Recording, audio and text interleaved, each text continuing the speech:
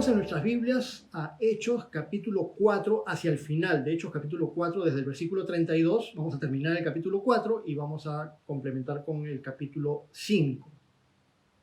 Hechos capítulo 4, 32 hasta 5, 42. La indestructible obra de Dios, hemos titulado el estudio del día de hoy.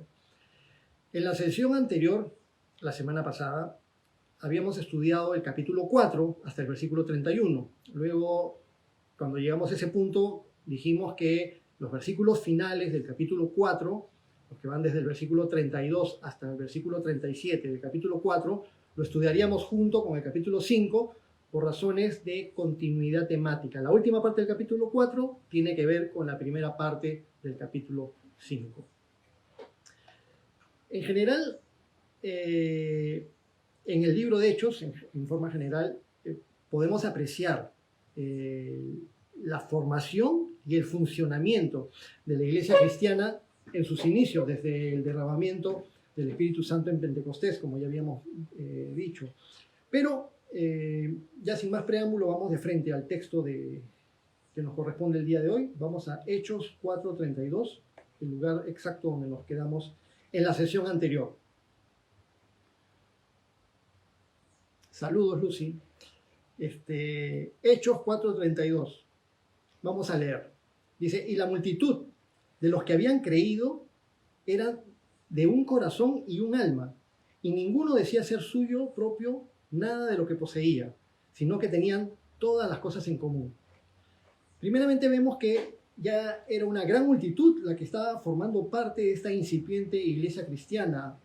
Ya habíamos leído, después de Pentecostés se convirtieron como 3.000 personas, después se añadieron más. En el capítulo anterior mencionaban que eran como 5.000 varones, algunos dicen que es incluido los 3.000 de Pentecostés, otros dicen que son además, pero como sea, hasta este momento hay más de 5.000 varones, así que si contamos mujeres y niños, ya va a ser una multitud bastante más grande de creyentes cristianos, seguidores de nuestro Señor Jesucristo, como las primicias para Dios en los inicios propios de la iglesia cristiana, después del derramamiento del Espíritu Santo. Pero dice que la multitud que está conformando ahora la iglesia cristiana, toda la multitud de los que habían creído, era de un corazón y un alma, es decir, unánimes en doctrina, unánimes en santidad. Como seres humanos, obviamente cada persona tiene su carácter, cada persona tiene su personalidad, cada persona tiene sus gustos, cada persona tiene sus opiniones en política, opiniones en deportes, opiniones en temas de salud. Hay muchas veces mucha controversia en estos diferentes temas, e incluso muchas veces se dice, ¿no? En los ambientes seculares muchas veces dice, no hay que discutir ni de religión ni de política, porque a veces en el fragor del apasionamiento muchas personas se distancian en ese tipo de discusiones, pero no debería ser así. Pero somos llamados a la unanimidad, a tener un mismo corazón dentro de la iglesia cristiana, y nuestro Señor Jesucristo oraba por eso. Fue muy lindo cuando el pastor Iván compartió hace poco el capítulo 17 del Evangelio según San Juan, donde esta oración tan hermosa de nuestro Señor Jesucristo, glorificando al Padre y orando por sus discípulos y orando por nosotros, nuestro Señor Jesucristo continuamente ora al Padre pidiéndole por la iglesia que se iba a formar, por los discípulos que empezaban a creer en Él y por los que habían de creer por la palabra de los discípulos. Jesús oraba pidiendo al Padre que sean unánimes, para que sean uno, Padre, como tú y yo somos uno, para que sean unos. Y continuamente vemos este clamor de Jesús por su iglesia. ¿Podemos ser unánimes aún cuando podemos discrepar en ciertos temas o en ciertas circunstancias o en ciertos gustos? Por supuesto que sí. Es lo apropiado para la iglesia cristiana. Por supuesto que como seguidores de Jesucristo debemos estar bien alineados con las enseñanzas de nuestro Señor contenidas en las Escrituras. Cuando grupos religiosos se alejan de las enseñanzas de Jesús para adaptarlos a su propia conveniencia, eso es a lo que nosotros llamamos desviaciones doctrinales, y luego se sectarizan, caen en herejías o separaciones, y luego se crean las sectas. Pero si fuéramos tan unánimes los cristianos, ¿no deberíamos ser una sola iglesia cristiana sin denominaciones? Bueno, sería lo más lindo. pero desgraciadamente a veces hay temas en los cuales no podemos estar 100% de acuerdo, pero sí reconocemos que hay temas que son fundamentales. En los temas más fundamentales acerca de nuestra fe con respecto a la naturaleza de Dios, a la naturaleza de nuestro Señor Jesucristo, de la naturaleza de la obra de nuestro Señor Jesucristo y de que la Biblia es la palabra de Dios sin errores, en eso sí toda la cristiandad tenemos que estar unánimes. Pero acá la iglesia que recién se estaba formando era de un corazón y un alma. Y además de eso, dice, ninguno decía ser suyo propio nada de lo que poseía, sino que tenían todas las cosas en común. Tenían todas las cosas en común los primeros creyentes cristianos. Esto hay que analizarlo apropiadamente. Algunos pretenden atribuir a este sentido de solidaridad y amor que vemos en los primeros creyentes cristianos, algunos pretenden decir que eso era una especie de comunismo y que Jesucristo era socialista. Entonces no hay que confundir las cosas ni ideologizarlas. La iglesia cristiana primitiva practicó, en cierto sentido, se podría decir una especie de comunitarismo. Eran solidarios los unos con los otros y vivían en comunidad, pero no vivían todos bajo un mismo techo, cada uno en sus casas, y las iglesias se reunían en las casas de los hermanos, pero eran unánimes, preocupados unos por otros, orando unos por otros, llevando carga los unos de los otros.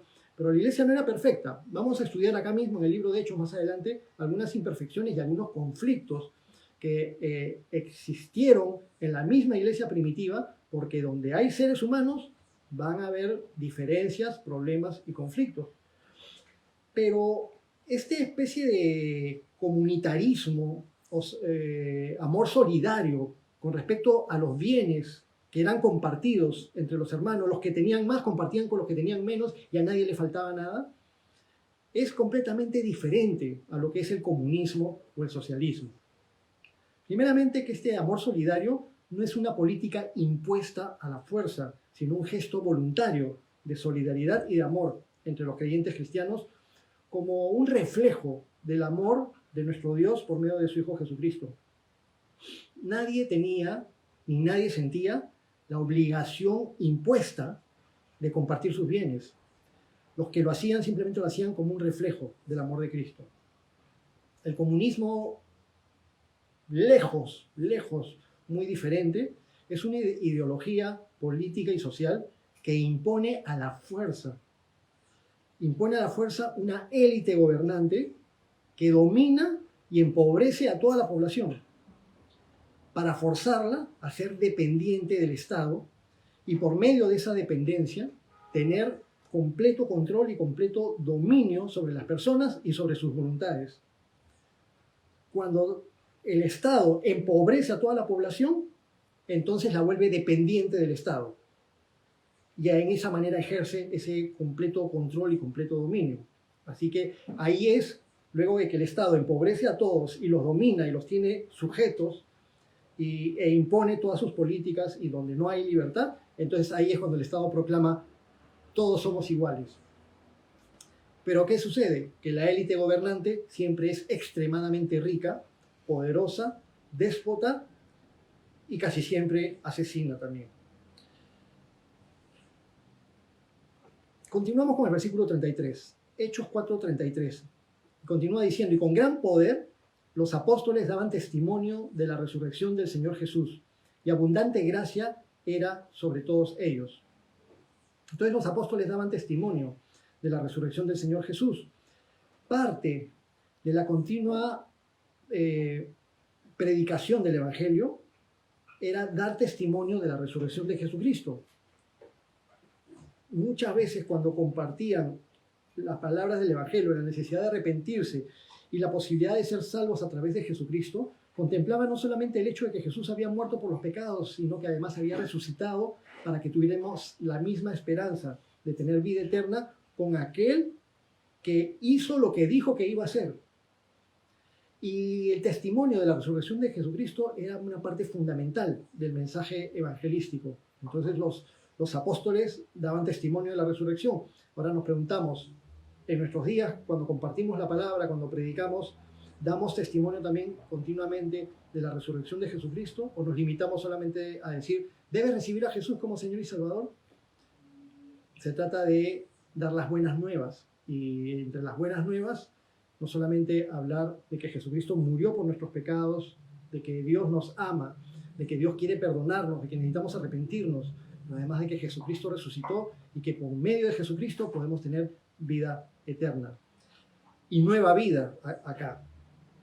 Versículo 34. Así que no había entre ellos ningún necesitado, porque todos los que poseían heredades o casas las vendían y traían el precio de lo vendido y lo ponían a los pies de los apóstoles y se repartía a cada uno según su necesidad. Entonces aquí podemos apreciar el desprendimiento y el amor solidario que habíamos mencionado puesto en acción, es decir, el amor no solamente teórico, sino el amor que obra y que se hace real, el amor puesto en acción, en una forma concreta por parte de los primeros creyentes hacia sus hermanos en Cristo. Y eso es importante y es apropiado, y podemos y debemos aprender de este tipo de amor, del amor práctico. El amor práctico no nos da salvación, la caridad no da salvación. Salvación da arrepentirse de los pecados y reconocer a Jesucristo como Señor y Salvador. Pero cuando hemos sido salvados como una reacción a la infinita gracia derramada en nosotros y el infinito amor derramado en nosotros, eso nos debe llevar a ser solidarios, a ser amorosos y a querer hacer algo con respecto a los demás. Pero acá en el libro de Hechos, cuando continuemos estudiando y leyendo el libro de Hechos y también comparando con las epístolas y las cosas que escribió el apóstol Pablo, nos vamos a dar cuenta que posteriormente, luego de estos tiempos en que la primera iglesia cristiana de manera muy entusiasmada, muy entusiasta, vendían todas sus pertenencias, vendían sus bienes, sus heredades y se las repartían, luego de eso hubo un problema económico, hubo una crisis económica en la recién iniciada iglesia y entre los nuevos hermanos en Cristo, entre los hermanos creyentes. Y eso lo vamos a ver más adelante, pero también lo vamos a comparar porque el apóstol Pablo lo reafirma en sus epístolas, en sus cartas, cuando él en las diferentes iglesias gentiles en la parte de Asia Menor y hacia Europa, cuando el apóstol Pablo recogía ofrendas para luego llevarlas a los pobres de Jerusalén. Eran muchos de aquellos que se habían empobrecido porque tiempo atrás habían vendido todos sus bienes, los habían repartido, pero no habían generado riquezas. La Biblia exhorta en realidad a trabajar como fuente honesta para tener la provisión de Dios. En los evangelios, nuestro Señor Jesús desafió, recuerdan, al joven rico para que vendiera todo, se lo diera a los pobres y lo siguiera. Porque el joven rico aparentemente tenía una vida piadosa y cumplía con todos los mandamientos, y le preguntó a Jesús, ¿qué me falta? Todo eso ya lo estoy cumpliendo, ¿ahora qué me falta? Y Jesús le dijo, si quieres ser perfecto, véndelo todo, dáselo a los pobres y ven y sígueme. No fue eso tanto como para que por el dinero del rico se solucionara el problema de los pobres, sino para probar el corazón del joven. Porque este personaje amaba tanto sus riquezas que no podía lidiar con la idea de desprenderse de ellas. Pero veamos otro personaje que también era rico. En el Evangelio de Lucas, en el capítulo 19, está la historia de Zaqueo, cuando Jesús pasó por Jericó y Zaqueo, que era un publicano, un cobrador de impuestos, sabía que Jesucristo iba a pasar por ahí y se subió a un árbol, porque dice el texto que él era chatito, que era bajo de estatura. Se subió al árbol para cuando pasara Jesús, y cuando Jesús pasó por abajo, miró hacia arriba, hacia el árbol, dijo, Zaqueo, baja de ahí porque es necesario que hoy día pose en tu casa. Y llegaron a la casa y Zaqueo estaba feliz. Y puesto en pie, dice Zaqueo, dijo, Señor, la mitad de todos mis bienes se los doy a los pobres. Y si he defraudado a alguien, le pagaré 4 veces lo que le haya defraudado. Pero cuando Zaqueo dijo, la mitad de mis bienes se los doy a los pobres, Jesús no le dijo, no, ¿cómo que la mitad? Tienes que darle todo, el 100%. Jesús no le dijo eso. Así que Zaqueo, de manera voluntaria, decidió donar la mitad de todos sus bienes a los pobres. Y Jesús dijo, la salvación ha llegado a esta casa. ¿Por qué? Porque era un hombre que no tuvo ningún problema en desprenderse de una parte importante de sus riquezas. ¿Por qué? Porque la persona que es codiciosa, que tiene pecado de codicia, no se desprende de nada. No se puede desprender ni del 10%. Sufre. Cuando una persona tiene... Cada ser humano tiene sus debilidades en diferentes áreas. Y entre los creyentes cristianos, todos tenemos debilidades en diferentes áreas. De repente, uno tiene debilidad, ha tenido debilidad con el tema del consumo de sustancias, otros con el alcohol, otros de repente en el área sexual, otros que de repente robaban, otros de repente mentían, y de todo ello nos perdonó y nos limpió el Señor y somos nuevas criaturas. Pero algunos que tuvieron de repente debilidad con la avaricia y la codicia, después sufren para dar sus diezmos. Y justamente parte de separar los diezmos para el Señor es cuando Dios trata con nosotros también en esa área, para que no tengamos problemas en desprendernos el 10%, el 20%, lo que sea necesario. Si del Señor es el mundo y su plenitud, y todo lo que respiras y lo que comes cada día, te lo ha dado el Señor, y el techito bajo el cual puedes dormir, todo nos lo ha dado el Señor. Bueno, la cuestión, el asunto es que Zaqueo no fue obligado a vender todas sus riquezas, simplemente vendió la mitad y obviamente que siendo un hombre rico, conservando su mitad, continuó siendo un hombre rico, solamente que ahora ya era rico en el Señor. Volvamos al texto, Hechos 4, pero lo que queremos dejar en claro es que está muy bien, si alguien tiene el corazón, vender sus pertenencias para dárselas a los pobres, pero también hay que ser responsables en la administración de nuestras finanzas y los recursos que el Señor nos da, sobre todo cuando tenemos responsabilidad con nuestra familia, con nuestra esposa, con nuestros hijos. Entonces hay que generar riqueza, hay que administrar bien las finanzas, hay que trabajar y ser responsables en todos esos sentidos, para que no haya problemas económicos posteriores. La iglesia de Jerusalén tuvo problemas económicos posteriores. Volvamos al texto de Hechos, capítulo 4, versículos 36 y 37. Dice, entonces José, a quien los apóstoles pusieron por sobrenombre Bernabé, José era un nombre bastante común, ¿no?, en las escrituras, el esposo de María, José el carpintero, y José de Arimatea. Ahora vemos a otro José en el libro de Hechos. Este José, de aquí en adelante se le va a conocer más como Bernabé, a quien los apóstoles pusieron por sobrenombre Bernabé, que traducido es hijo de consolación. Levita, natural de Chipre, como tenía una heredad, la vendió y trajo el precio y lo puso a los pies de los apóstoles. Entonces Bernabé es un personaje importante en el libro de los Hechos.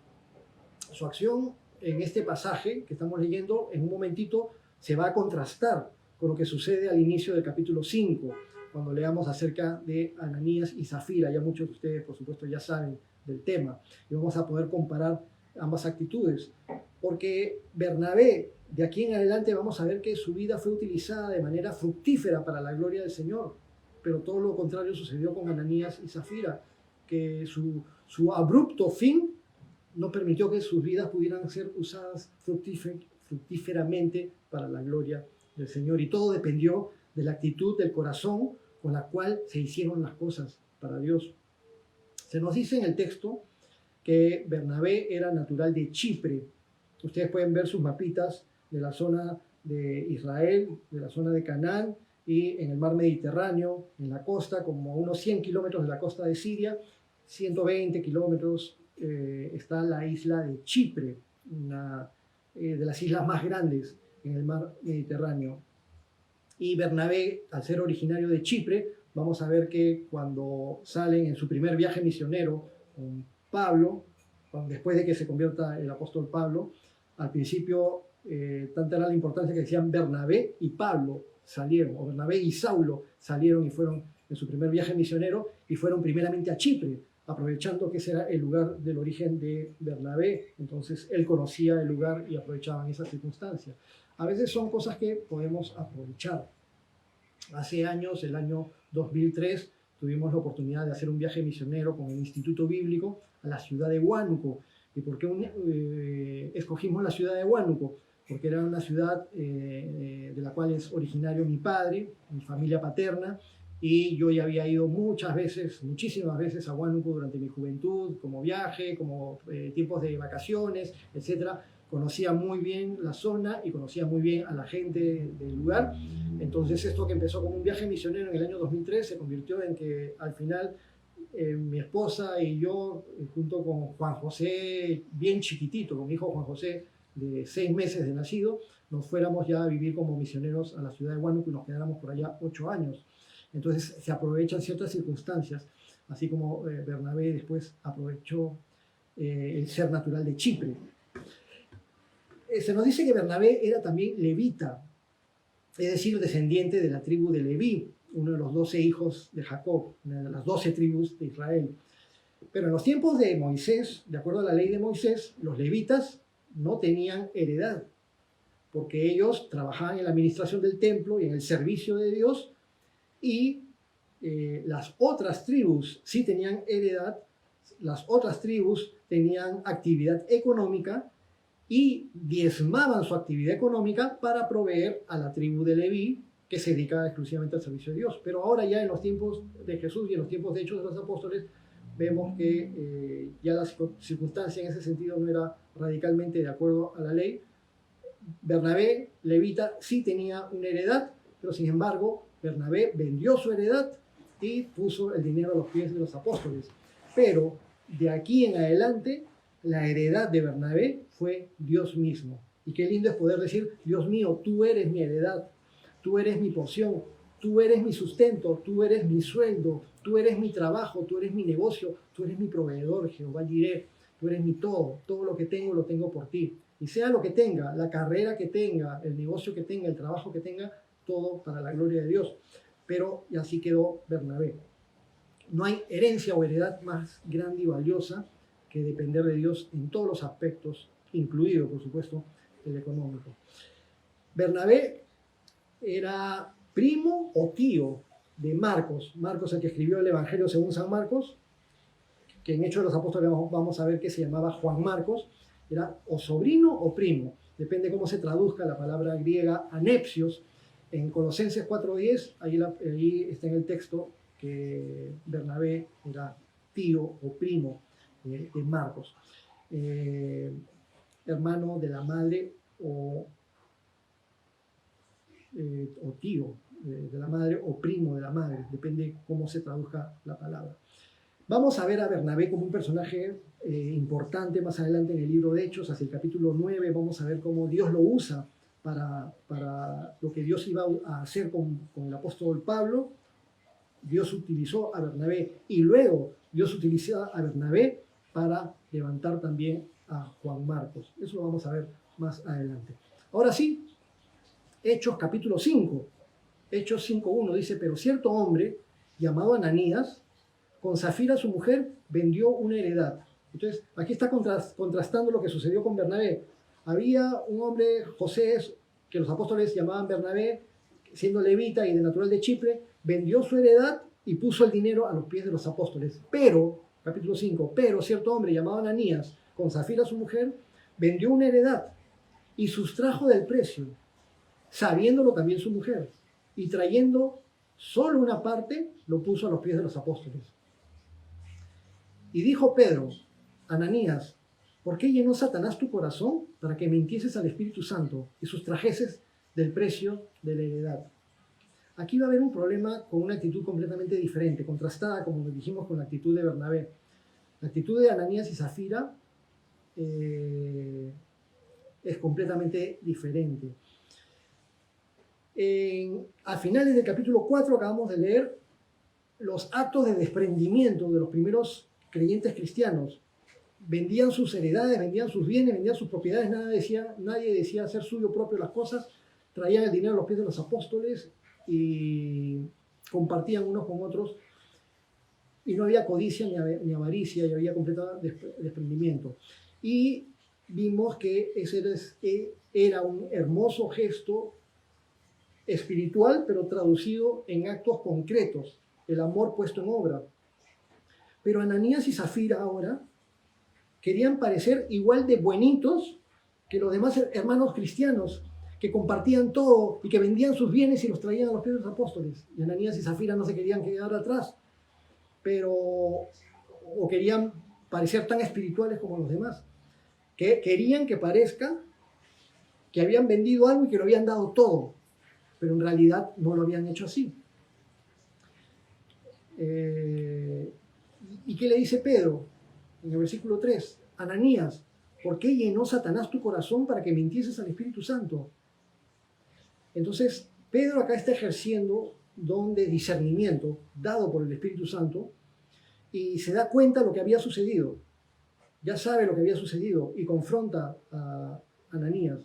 Cuando hay un problema es necesario confrontarlo, no soslayarlo y evadirlo.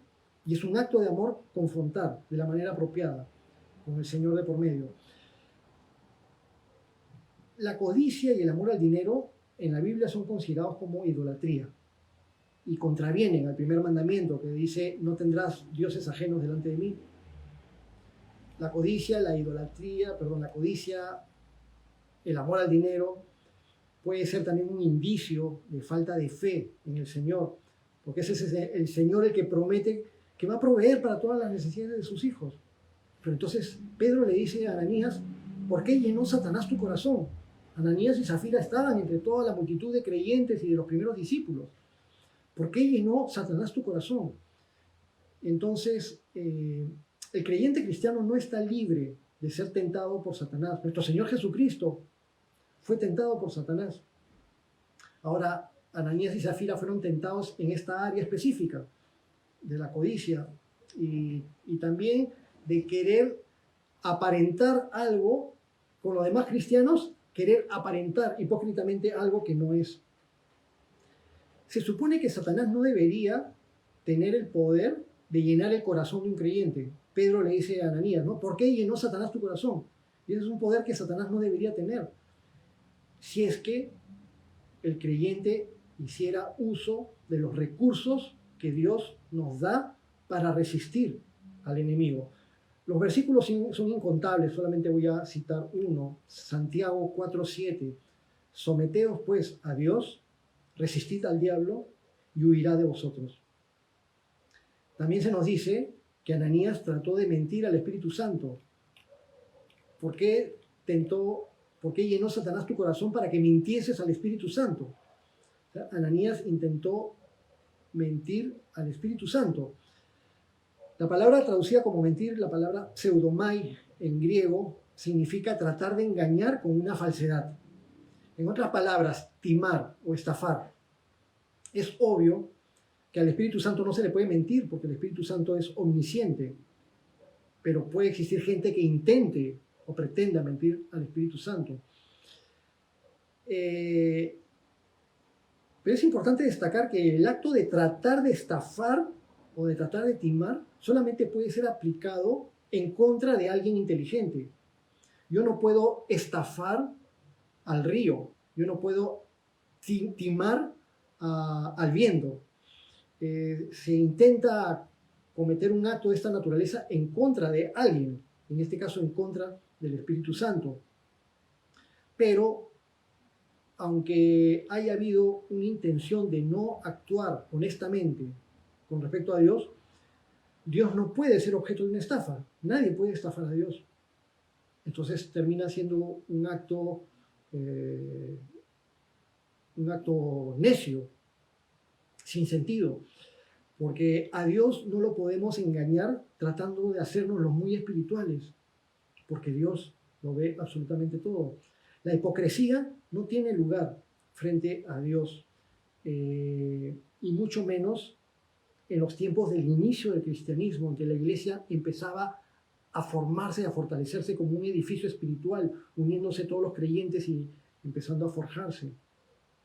Pero debemos analizarnos en todas las lecciones de lo que leemos en la palabra acerca de nosotros mismos. ¿En algún momento hemos sido hipócritas con respecto a Dios?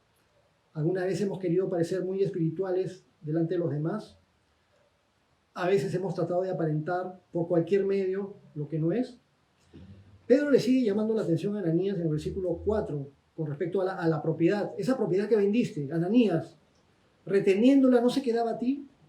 y vendida no estaba en tu poder? ¿Por qué pusiste esto en tu corazón? No has mentido a los hombres, sino a Dios. Pedro pone bien en claro que no existía ninguna obligación en vender las pertenencias, en vender tus pertenencias para llevar el dinero a la iglesia. No había esa obligación. Todos los que lo hicieron voluntariamente, producto de un corazón amoroso que desbordaba de gratitud hacia Dios, pero no era una obligación. Los cristianos eran completamente libres de disponer de sus terrenos o de sus propiedades si bien lo querían. De igual modo, si vendían una heredad, también podían quedarse con el valor de la heredad, o también podían decir, he vendido esta heredad, Pedro, he vendido esta heredad y he decidido donar la mitad de la heredad.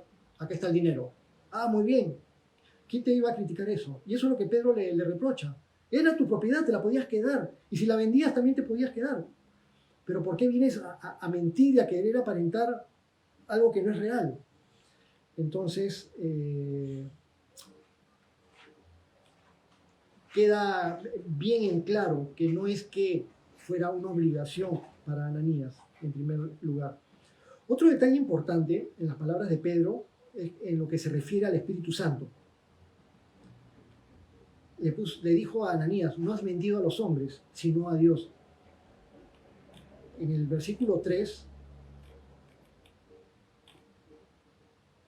¿por qué llenó Satanás tu corazón para que mintieses al Espíritu Santo? En el versículo 3 dice, ¿por qué llenó Satanás tu corazón para que mintieses al Espíritu Santo? ¿Para que mintieses a quién? Al Espíritu Santo. Y en el versículo 4, ¿qué dice? No has mentido a los hombres, sino a Dios. ¿Por qué intentaste mentir al Espíritu Santo? No has mentido a los hombres, sino a Dios. Si mientes al Espíritu Santo, mientes a Dios. El Espíritu Santo es Dios. El Espíritu Santo es Dios. Que nunca nos quede la menor duda de esto. Es obvio que Pedro entendía perfectamente que el Espíritu Santo es Dios. Y las Escrituras enseñan que mentir al Espíritu Santo es mentir a Dios. La Biblia revela, las Escrituras revelan que el Espíritu Santo posee todos los atributos de la deidad. Eternidad, omnipotencia, omnipresencia, omnisciencia, además de poseer todos los requisitos propios de una persona de la deidad, no de una persona humana. Voluntad, inteligencia, emociones. Muchas veces en las Escrituras el Espíritu Santo es igualado a Dios. Vayan y hagan discípulos a todas las naciones, bautizándolos en el nombre del Padre y del Hijo y del Espíritu Santo. Versículo 5. Hechos 5:5. Al oír Ananías estas palabras, cayó y expiró, y vino un gran temor sobre todos los que lo oyeron. Y levantándose los jóvenes, lo envolvieron y sacándolo, lo sepultaron.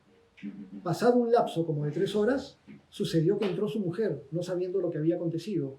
Entonces Pedro le dijo, dime, ¿vendiste en tanto la heredad? Y ella dijo, sí, en tanto. Y Pedro le dijo, ¿por qué convinisteis en tentar al Espíritu del Señor? He aquí a la puerta los pies de los que han sepultado a tu marido, y te sacarán a ti. Al instante ella cayó a los pies de él y expiró. Y cuando entraron los jóvenes, la hallaron muerta y la sacaron, y la sepultaron junto a su marido. Y vino un gran temor sobre toda la iglesia y sobre todos los que oyeron estas cosas. Las consecuencias causadas por la actitud de Ananías fueron radicales, fueron nefastas, tanto para él como para su esposa, que participó también conscientemente en esta hipocresía, en este intento de fraude. ¿Por qué tenía que sucederles algo tan extremo? Algunos se preguntan, ¿qué radical ha sido Dios con ellos? ¿Acaso nosotros muchas veces no cometemos tantos errores? Sí, cometemos muchos errores y Dios tiene tanta misericordia con nosotros de mostrarnos el error con su Espíritu Santo para que nos arrepintamos y para que pidamos perdón. Y el Señor nos da la oportunidad. Muchas veces en las noches, a la hora de dormir o en la mañana, a la hora de levantarnos, decimos, gracias Señor por darme la oportunidad de tener un día más de vida para poderte pedir perdón por los errores que he cometido. Pero la iglesia recién se estaba formando y debía quedar bien en claro que a Dios no se le puede engañar ni estafar. Era una iglesia llena del poder del Espíritu Santo, llena del poder de Dios, perseverante en oración y en comunión con Dios. La hipocresía, el querer aparentar ser muy espirituales no tenía cabida y fue puesta en evidencia de inmediato. Muchas personas desde los inicios de la iglesia hasta la actualidad han tratado y siguen tratando de ser hipócritas con Dios.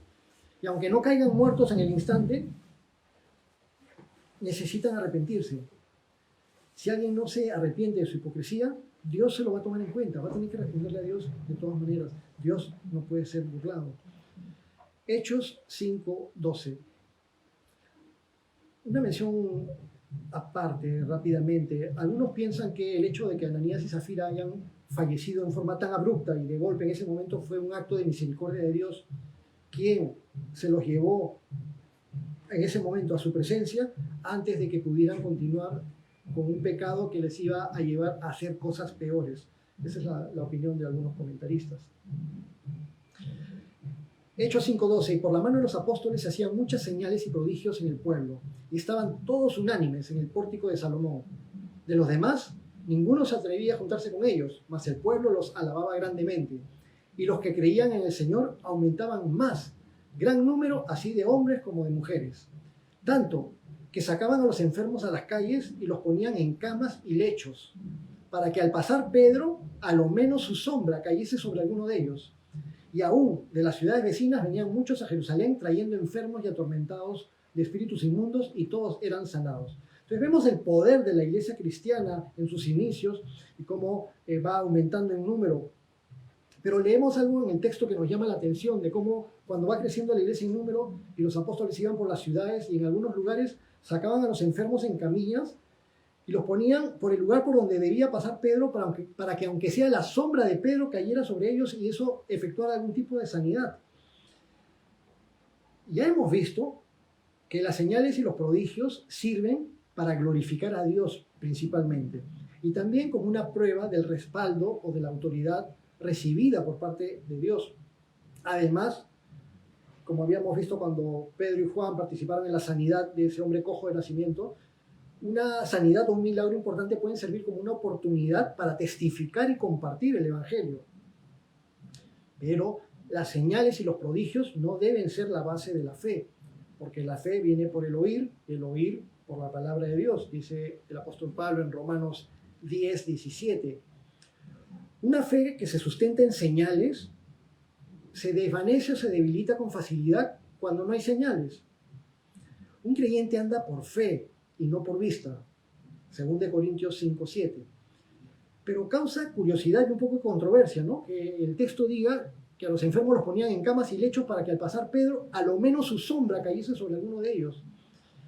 Debe quedar bien en claro, y Pedro mismo lo dejó bien en claro, que no es Pedro el que sana ni por su poder ni por su santidad.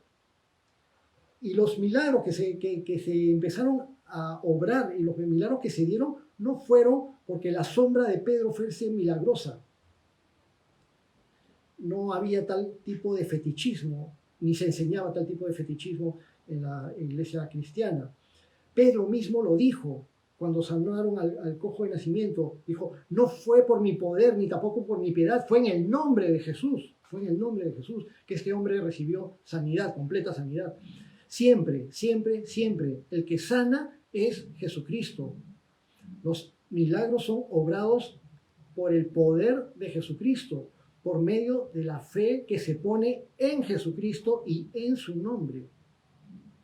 La sombra de Pedro no era la que sanaba a los enfermos. En todo caso, hubiera podido servir como un agente o un factor que desencadenara la fe en el nombre del Señor Jesucristo. Como un punto de apoyo, el pastor Chuck Smith, el fundador de Calvary Chapel, lo explica muy bien en sus enseñanzas del mismo libro de Hechos, y también, por ejemplo, cuando la mujer con flujo tocó el manto de Jesucristo, y otros textos del apóstol Pablo también, que a veces un punto de apoyo puede servir para desencadenar la fe necesaria, pero la fe necesaria en el nombre de nuestro Señor Jesucristo, que es quien finalmente efectúa la sanidad en su nombre y en su poder. Para que se ponga la fe en acción, pero la fe en el nombre de Jesús. Se nos dice en Hebreos 11:6 que sin fe es imposible agradar a Dios. Pero obviamente, tenemos bien en claro que no es la fe por sí misma la que sana, sino en quien se tenga la fe. Eso es lo que sana. La fe en Jesús salva y puede sanar. Salva y sana. La fe en una patita de conejo no sana. O la fe en una medallita, como alguna persona que dice, esta medallita con esta imagencita es muy milagrosa, a mí me resulta mucho, te la presto. Los objetos no salvan. El poder de Dios es el que salva. ¿Y necesitamos de objetos para activar el poder de Dios? No necesitamos de objetos para activar de Dios, el poder de Dios.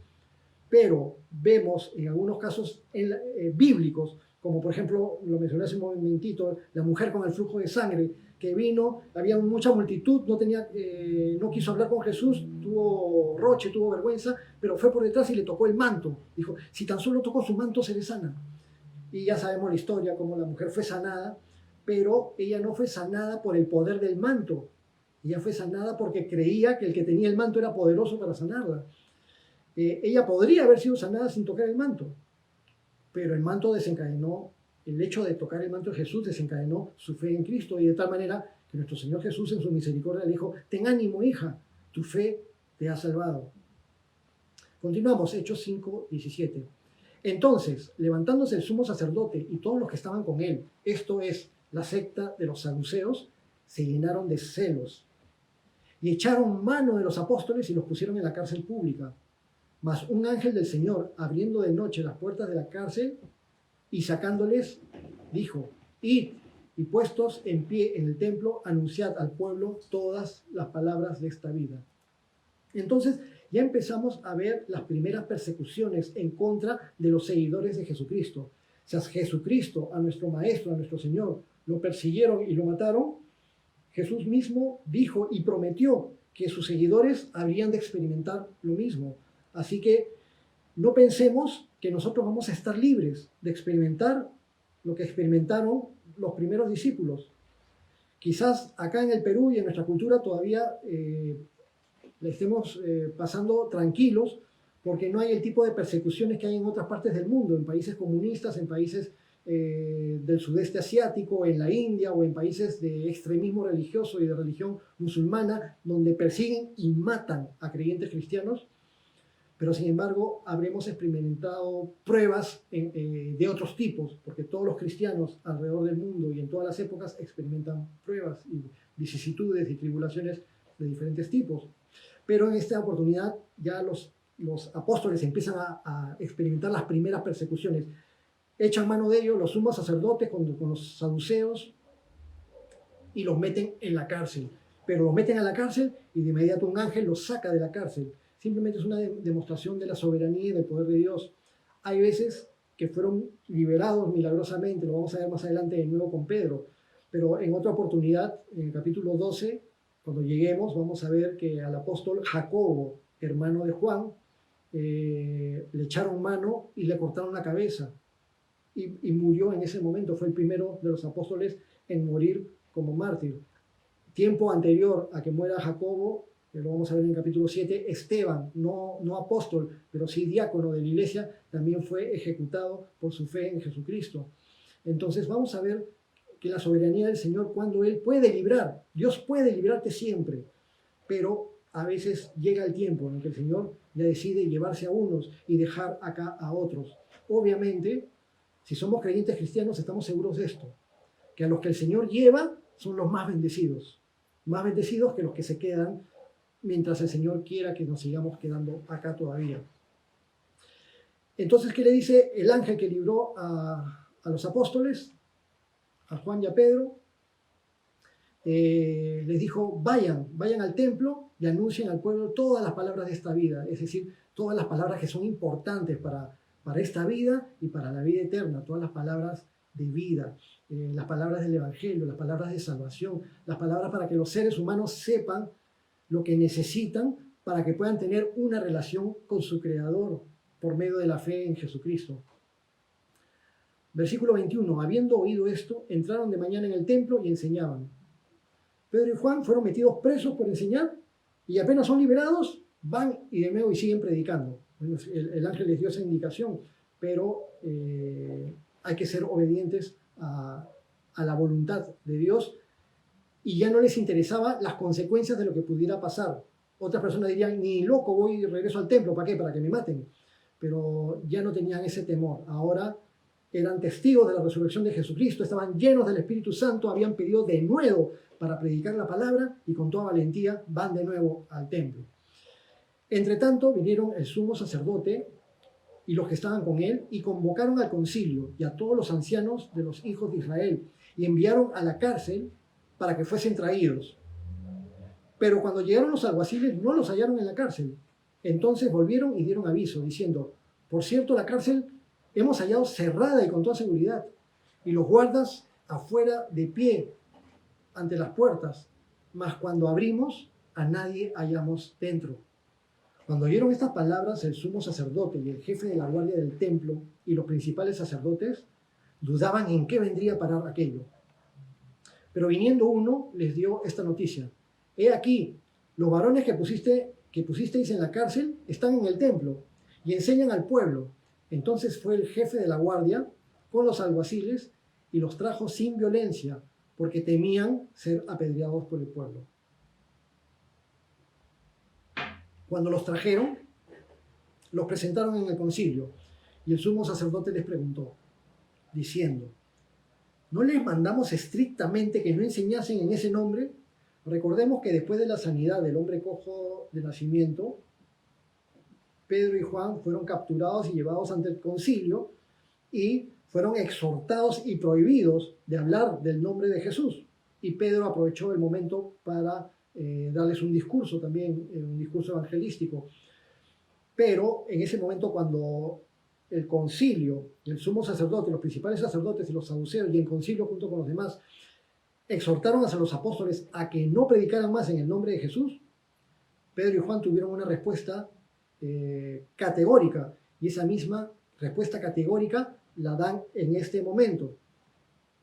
No le mandamos estrictamente que no enseñasen en ese nombre, y ahora han llenado a Jerusalén de su doctrina y quieren echar sobre nosotros la sangre de ese hombre. O sea que ellos no fueron responsables de haber matado a Jesús y quieren echar sobre nosotros la sangre de ese hombre. Respondiendo Pedro y los apóstoles dijeron, es necesario obedecer a Dios antes que a los hombres. Lo dijimos en la sesión anterior, cuando Pedro y Juan dieron esa respuesta, y lo mencionamos ahora de nuevo. El sumo sacerdote, junto con los principales sacerdotes y junto con el concilio, eran la autoridad espiritual, cultural, política, con los límites establecidos del dominio del Imperio Romano, que ejercía sobre toda esa zona, toda la zona de Canaán. Pero a pesar de ese límite impuesto por el Imperio Romano, el Sanedrín era la máxima autoridad frente a la población israelita, a la población judía. Y siendo la autoridad, se les debía respeto y obediencia. Pero cuando esta autoridad les dice a los apóstoles, no prediquen en el nombre de Jesús, se los prohibimos, entonces Pedro y los apóstoles responden, al igual que la vez anterior, es necesario obedecer a Dios antes que a los hombres. Habíamos mencionado, así que no voy a hacer mucho énfasis ahora, solamente una mención breve. Tenemos autoridades y la Biblia nos enseña a someternos a las autoridades, respetar las autoridades, orar por las autoridades y someternos a las leyes. Cuando hablamos de autoridades, hablamos de autoridades políticas, civiles, autoridades en el hogar, autoridades en el trabajo, autoridades en la iglesia. Y necesitamos someternos a las autoridades, siempre y cuando no nos quieran obligar a ir en contra de la palabra de Dios. Si una autoridad de cualquier tipo nos quiere obligar o prohibir algo en contra de Dios, entonces no vamos a tomar en cuenta esa prohibición o esa exhortación o esa ley o esa legislación. Si algo atenta contra Dios y contra la vida, yo no voy a tomar en cuenta esa legislación. Si la autoridad civil determina que es legal el aborto, yo sé por la palabra de Dios que eso va en contra de la palabra de Dios y por lo tanto yo no voy a estar de acuerdo. Nunca voy a estar de acuerdo aunque sea legal, aunque sea dictaminado por las autoridades de un país. No voy a estar de acuerdo. Nunca voy a estar de acuerdo como creyente cristiano con el matrimonio homosexual, el matrimonio entre dos personas del mismo sexo. Aunque lo autoricen en un país, aunque esté en el ordenamiento jurídico de una nación o de una sociedad, yo no voy a estar de acuerdo. Ahora, ¿qué significa eso? ¿Que voy a levantar una revolución y que voy a levantarme en armas y que voy a ir a atacar al gobierno? No, de ninguna manera. Voy a ser un miembro de la sociedad, anhelando que Dios me ayude para tener fortaleza y ser reflejo del amor de Dios, pero tendré que decir mi posición de acuerdo a la palabra de Dios. Versículo 30, el apóstol Pedro sigue hablando. El Dios de nuestros padres levantó a Jesús, a quien ustedes mataron colgándolo de un madero. Ahí Pedro de nuevo les reafirma que ellos lo mataron. Los principales sacerdotes, los sumos sacerdotes, los principales sacerdotes, el concilio en general. Este Jesús, a quien ustedes mataron colgándole en un madero, a este Dios ha exaltado con su diestra por príncipe y salvador, para dar a Israel arrepentimiento y perdón de pecados. Y nosotros somos testigos suyos de estas cosas, y también el Espíritu Santo, el cual ha dado Dios a los que le obedecen. Qué hermoso, que el Señor nos ayude a ser obedientes a Él. Queremos obedecer al Señor. En Cristo somos obedientes al Señor, pero queremos ser plenamente obedientes al Señor y que nos llene de su Espíritu Santo. Versículo 33. Ellos, oyendo esto, se enfurecían y querían matarlos. Esto que los líderes religiosos, los responsables de la vida espiritual de la nación, quisieran matar a los apóstoles, nos muestra que no eran de Dios, que no estaban motivados por Dios, por la verdad, y que tampoco estaban siendo guiados por el Espíritu Santo de Dios. Es más, Jesucristo lo dijo, ya lo mencionamos antes, Jesucristo lo dijo en Juan capítulo 8, a aquellos fanáticos religiosos recalcitrantes que quieren asesinar a los que se oponen a sus ideas, no hablan de parte de Dios. Y Jesús le dijo a ellos, ustedes son de su padre el diablo, porque él ha sido homicida desde el principio. Hijos del diablo, no hijos de Dios, por muy líderes religiosos que sean. Entonces, levantándose en el concilio, un fariseo llamado Gamaliel, doctor de la ley, venerado de todo el pueblo, mandó que sacasen fuera por un momento a los apóstoles. Y luego dijo, varones israelitas, miren por ustedes lo que van a hacer con respecto a estos hombres, porque antes de estos días se levantó Teudas diciendo que era alguien. A este se unió un número como de 400 hombres, pero él fue muerto, y todos los que le obedecían fueron dispersados y reducidos a nada. Después de este, se levantó Judas el Galileo, en los días del censo, y llevó en pos de sí a mucho pueblo, y pereció también él, y todos los que le obedecían fueron dispersados. Y ahora les digo, apártense de estos hombres y déjenlos, porque si este consejo o esta obra es de los hombres, se desvanecerá. Mas si es de Dios, no la podéis destruir. No seáis tal vez hallados luchando contra Dios. Miren la sabiduría, la ecuanimidad y la nobleza de este fariseo llamado Gamaliel, que justamente es el fariseo que entrenó a Saulo. Saulo era discípulo de Gamaliel, y el mismo Saulo, después el apóstol Pablo, lo menciona también cuando habla acerca de su conversión y de sus antecedentes. Él menciona que él era discípulo de Gamaliel. Pero vemos la sabiduría de Gamaliel de decir, déjenlo, no nos persigan. Si esto es de hombres, se va a desvanecer, igual que todas las demás. Pero si es de Dios, no lo van a poder destruir. Y no sean ustedes hallados luchando en contra de Dios. Y eso fue efectivamente lo que sucedió. Mientras más persiguieron a los cristianos, más se multiplicaba el cristianismo. Cuanto más atacada es la palabra de Dios, más preservada está la palabra de Dios. No se imaginan en los últimos 2000 años cuántas veces se ha intentado destruir la Biblia por completo, destruir la palabra de Dios, dejar sin efecto la palabra de Dios, destruir la iglesia cristiana, destruir la obra del Señor. Pero la obra del Señor es indestructible. Las puertas del infierno, todos los esfuerzos de Satanás no pueden contra la iglesia de nuestro Señor Jesucristo. Posesiónate en el Señor, ponte en una posición de protección con el Señor, agárrate de la pierna del Señor y no va a pasar nada. Nadie puede destruir la obra del Señor. Y sigue firme a aquello en lo cual Dios te haya llamado y en aquello en lo que Dios te haya puesto. Y así continuó la iglesia cristiana y no pudieron contra la iglesia cristiana. Entonces dice en el versículo 40 que convinieron con él, seguramente a regañadientes, convinieron con él y llamando a los apóstoles, después de azotarlos, les intimaron a que no hablasen en el nombre de Jesús y los pusieron en libertad. Ok, ya no hay que hacerles problema, hay que dejarlos nomás. Si es de Dios, será, y si no es de Dios, desaparecerá. Pero por si acaso una azotadita, ¿no? Y les metieron, los azotaron, les intimaron a que no sigan hablando del nombre de Jesús y los pusieron en libertad. Versículo 41, y ellos salieron de la presencia del concilio gozosos de haber sido tenidos por dignos de padecer afrenta por causa del nombre. Alguno quizás sería normal que se sienta gozoso de que lo llenen de latigazos, 39 latigazos en la espalda. ¡Ay, qué rico, gloria a Dios! Seguramente no tan así, pero cuando uno se da cuenta para quién trabaja y cuando uno se da cuenta del privilegio que es que Dios te tenga en cuenta en sus planes para algo que Dios está obrando, entonces la visión de las aflicciones presentes no son nada comparados con la gloria venidera. Y termina el capítulo, versículo 42, y todos los días en el templo y por las casas no cesaban de enseñar y predicar a Jesucristo, como lo podemos hacer el día de hoy. Quizás no en el local de la iglesia, pero en las casas. Ahorita, a todos los que estamos en este momento conectados, estamos ingresando a sus hogares con la palabra de Dios. ¿Y qué tal tremendo privilegio? Cuando íbamos a la iglesia de manera presencial, compartíamos la palabra con todos los que estaban ahí y lo volveremos a hacer de manera presencial cuando el Señor lo permita.